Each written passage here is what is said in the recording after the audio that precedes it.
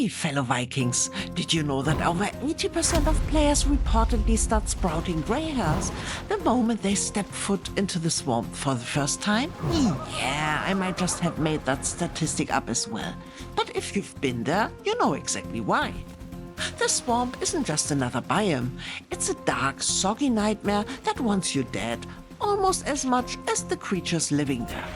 With this guide, you'll hopefully dodge the swamp's notorious reputation and save yourself from prematurely grey hair. If you watched part 1 covering the meadows and Black Forest, you're already armed with some helpful tactics. But in this episode, I want to address something one of you brought up in the comments. That sharing too many advanced or optimized tips might take away from the joy of discovering the game naturally. So today I'm doing something different.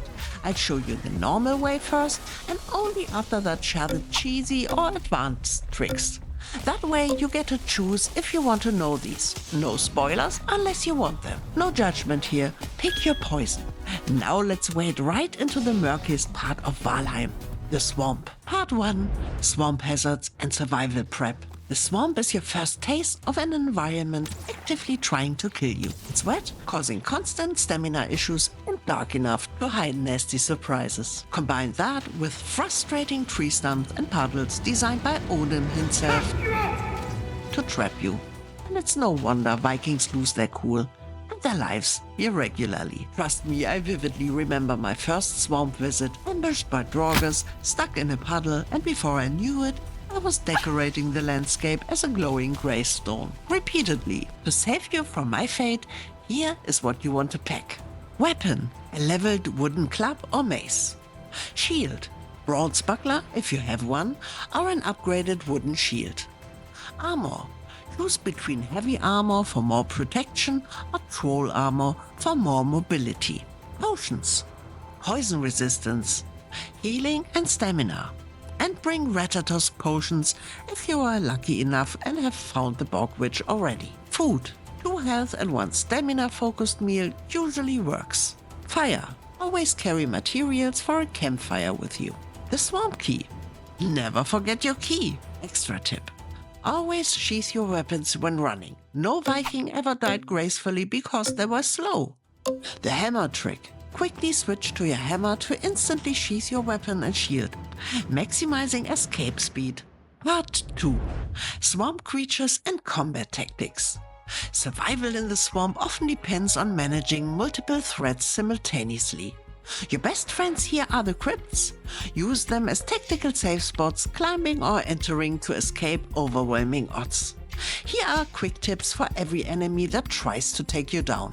Abominations, the swamp trolls. They're huge, intimidating and hit hard, but luckily they're also slow. Fight smart. Jump onto a crypt and attack from above, or block their sluggish swings and strike back. They're resistant to blunt and pierce damage, so slashing weapons like knives or swords are your best bet. But honestly, you can wear them down with any weapon if you stay patient. Want to roast them Viking style? Bring 5 core wood, fine wood and a surtling core. Chop 5 ancient bark from those gnarled swamp trees. Yes, the ones you can destroy. Then build a bonfire and lure the big guy right into it. Nothing says swamp domination like watching an abomination burn. Wraiths, nighttime hauntings. Fast and painful. Dodge like you're dancing and strike back swiftly. Advanced tactic alert. The bonfire circle of death is your secret weapon. Again. Draugrs. Once proud Vikings, now bloated and aggressive undead, Draugrs are unrecognizable remnants of their former self. They don't have specific weaknesses, but they are resistant to fire and immune to poison.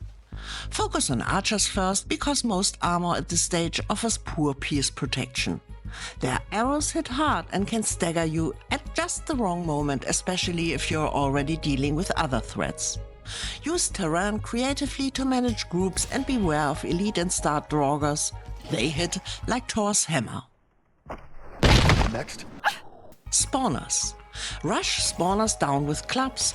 Other weapons tend to miss, or take them out from afar with arrows if you got the resources, because it might take a few arrows.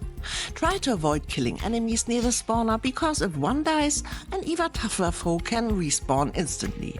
Destroying a spawner lowers the threat in the area and often reveals hidden chests, sometimes containing valuable loot like the rare and highly sought after chains. Blobs and oozers. Poisonous and slow, but still dangerous. Drink a poison resistance mead in case something goes wrong, then rush in and bash them with your club. Since they are vulnerable to blunt, they die quickly. Oozers split into 2 blobs when killed, and if you're fast, you can take them out before they even react. Leeches. Sneaky underwater threats. Poisonous and extra dangerous when you're already trying to escape a swarm. Take them out from land with a bow or toss a spear to stay safe and save your poison resistance meat. Use a hoe to lift them out of the water for easy targeting. Surtling and surtling spawners. Their fireballs hurt but are manageable, especially if you block them. They go down quickly with any weapon. Their spawners, however, can become a resource goldmine. Dig out the ground beneath the spawner so that it sits in shallow water. The surtlings will then spawn and instantly die a horrible death on contact with the water, turning the area into an effortless coal and core farm. Skeletons. Familiar foes from the Black Forest weak to blunt. Annoyingly, they always arrive at the worst possible moment. Part 3. Essential resources and bonus tips. Turnip seeds, most wanted. Keep your eyes peeled, they are rare and easy to miss. But turnip seeds unlock an important upgrade for your cauldron. Once planted and harvested, they open up some seriously useful recipes, making your swamp trips tastier and a whole lot safer. Ancient bark and roots. Grab these as soon as you can. Ancient bark is essential for crafting valuable gear like the root harness, which offers great protection against arrows and other threats you'll face later in the game. You can gather it from the swamp's ancient trees or in large amounts from the chests inside crypts. Roots, on the other hand, drop from defeated abominations, so get hunting. Ancient bark is also needed to craft bonfires, which burn even in the rain. Iron. Your swamp key opens crypts loaded with muddy scrap piles, your first reliable source of iron. To keep digging without heading home to repair, set up a small workbench outside the crypt with a roof. Just 2 thatch pieces will do. This allows you to repair your antler pickaxe on site. Bonus tips. Build your portal safely atop of the crypt, keeps it protected and conveniently close. You can technically assess crypts before even defeating the Elder. Just place a chair at the entrance, sit down and stand back up. Voila, you're inside. It's sneaky, but it works. Navigating crypts. Inside, you'll face blobs and draugrs in tight winding corridors. Don't dig recklessly. Instead, clear muddy scrap piles only halfway at first, just enough to peek through and safely deal with any spawners or enemies beyond. It's a simple tactic that makes a big difference. Bring a stat breaker, or even better, an iron sledge once you can craft one. Its heavy area of effect, slam attack, can damage enemies behind walls or scrap piles, sometimes clearing an entire room before you even step inside. Gook or Guk, excuse me if I pronounced this wrong. You'll notice these glowing green blobs stuck to trees in the swamp. That's Guk. You won't need it just yet, but it plays a key role in crafting powerful gear a bit further down the line.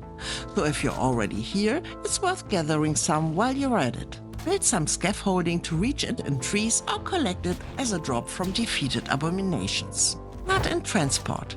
Hauling iron gets heavy, so build a cart to make your life easier. Yes, you can swim with it. Sort of. It's clumsy, but it works.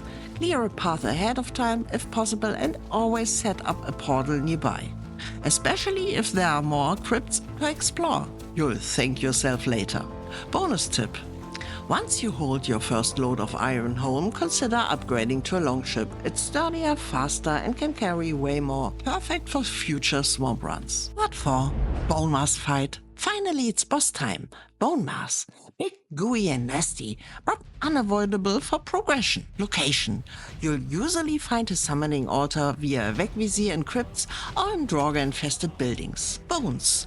To summon him, you'll need 10 withered bones. Don't worry, if you've cleared even one crypt, you'll probably have more than enough. Face-to-face strategy. Equip your club a solid shield and poison resistance meat. Dodge or block his melee and poison attacks. Prioritize his summoned blobs and skeletons before refocusing on Bonemass himself. Bowls are nearly useless here, unless you get your hands on frost arrows somehow, but even then, melee is your best friend. If you take a hit, pop a healing potion and kite him around the central skull to recover. Feeling cheesy? Now this one is a real cheese. Build a wooden platform at your character's height, but don't forget to destroy the workbench before starting the fight. Position your character underneath your platform. From below, you can slowly whittle down Bonemass with your club while staying completely safe. Just be careful, if you accidentally step out from under the platform, it's game over, and you'll have to take him down the regular way. Not exactly a glorious Viking battle, but hey, it works. No judgment. Congratulations! You've conquered the swamp and gathered iron aplenty. But the challenges are just heating up. Stay tuned for part 3, where we tackle the frosty heights of the mountains. Don't worry, I'll keep you warm and prepared. Until then, Vikings, stay dry, stay alive, and keep being legendary.